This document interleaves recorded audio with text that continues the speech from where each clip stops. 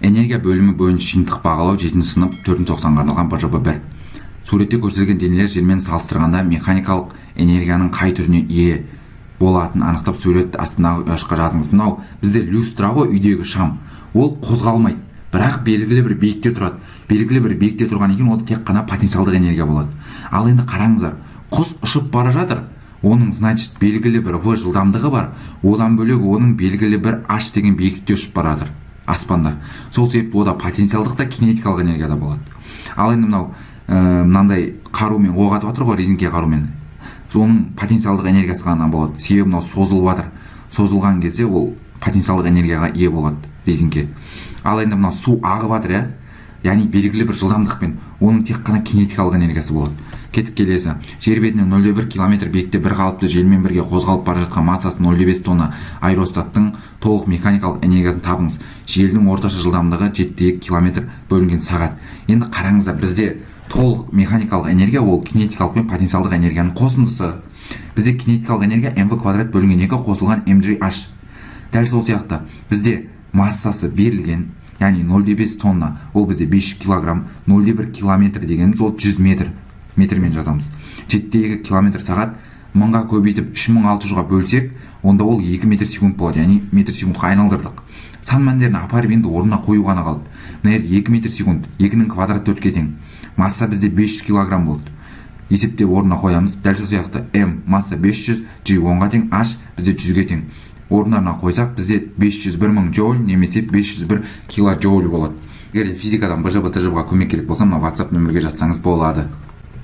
Кетіп келесі, аэростаттың потенциалдық энергиясын 2 есе азайтудың жолдарын ұсыныңыз.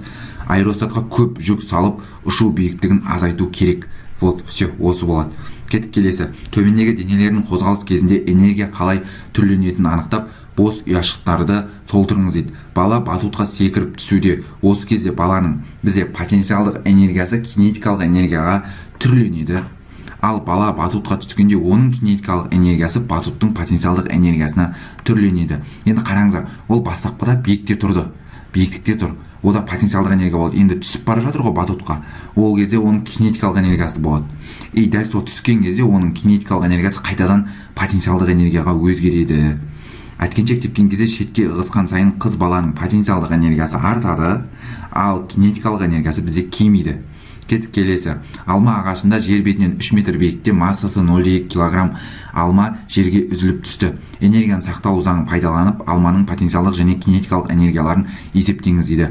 Бізде ең үстінде тұрған кезде оның потенциалдық энергиясы 6 джоуль, ал кинетикалық энергиясы 0-ге тең болады.